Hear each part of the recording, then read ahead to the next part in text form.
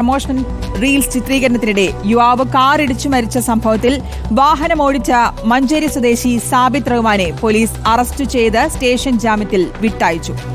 സംഭവത്തിൽ മനുഷ്യാവകാശ കമ്മീഷൻ സംസ്ഥാന പോലീസ് മേധാവിയോടും കോഴിക്കോട് സിറ്റി പോലീസ് കമ്മീഷണറോടും റിപ്പോർട്ട് തേടി. ആഡംബര വാഹനങ്ങൾ ഓടിച്ച ഡ്രൈവറുടെ ലൈസൻസ് സസ്പെൻഡ് ചെയ്യുന്നതിന്റെ ഭാഗമായി കാരണം കാണിക്കൽ നോട്ടീസ് മോട്ടോർ വാഹന വകുപ്പ് കൈമാറി.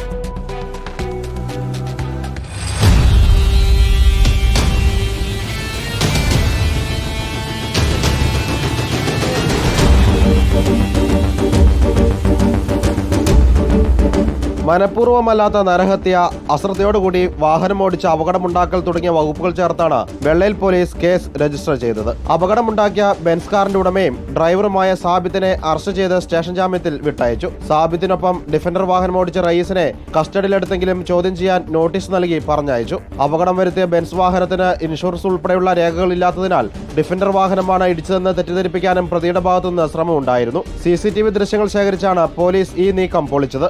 ഏത് വാഹനം ഇടിച്ചിട്ടാണ് അപകടം ഉണ്ടായതിനെ കുറിച്ചൊരു സംശയം ഉണ്ടായിരുന്നു. അന്വേഷണത്തിൽ ഡിഫൻഡർ വണ്ടി ഇടിച്ചാണ് അപകടം ഉണ്ടായെന്ന് ആദ്യം പറഞ്ഞിരുന്നെങ്കിലും കൂട്ടത്തിലുണ്ടായിരുന്ന ബെൻസ് G വാഗൺ വണ്ടിക്ക് തെലങ്കാന രജിസ്ട്രേഷൻ വണ്ടിയാണ്. ആ വണ്ടിക്ക് ടെക്നിക്കലി അതിന് ഇൻഷുറൻസ് ഇല്ലായിരുന്നു. അപ്പോൾ ആ ഇൻഷുറൻസ് ഇല്ലാത്തത് കൊണ്ടാണ് വാഹനം ഓടിച്ച് രണ്ടാളുകളും ഈ വാഹനം ഡിഫൻഡർ ഇടിച്ചിട്ടാണ് അപകടം ഉണ്ടായതെന്ന് ആദ്യം അന്വേഷണത്തിൽ പോലീസിനോടും മറ്റ് ഹോസ്പിറ്റലിലും ഒക്കെ പറഞ്ഞിരുന്നത്. ഷൂട്ട് ചെയ്ത ഫോൺ സഹിതം നമുക്ക് അന്വേഷണത്തിൽ കണ്ടെടുക്കാൻ സാധിച്ചിട്ടുണ്ട്. ആ ഫോണിൽ കൃത്യമായിട്ട് ഇത് ഷൂട്ട് ചെയ്തുകൊണ്ടിരിക്കുന്ന കാര്യങ്ങൾ, വണ്ടി നേരെ വരുന്നതും അയാൾ ഇടിക്കുന്നത് അടക്കമുള്ള ഭാഗങ്ങൾ ആ ഫോണിൽ നിന്ന് തന്നെ നമുക്ക് കിട്ടിയിട്ടുണ്ട്.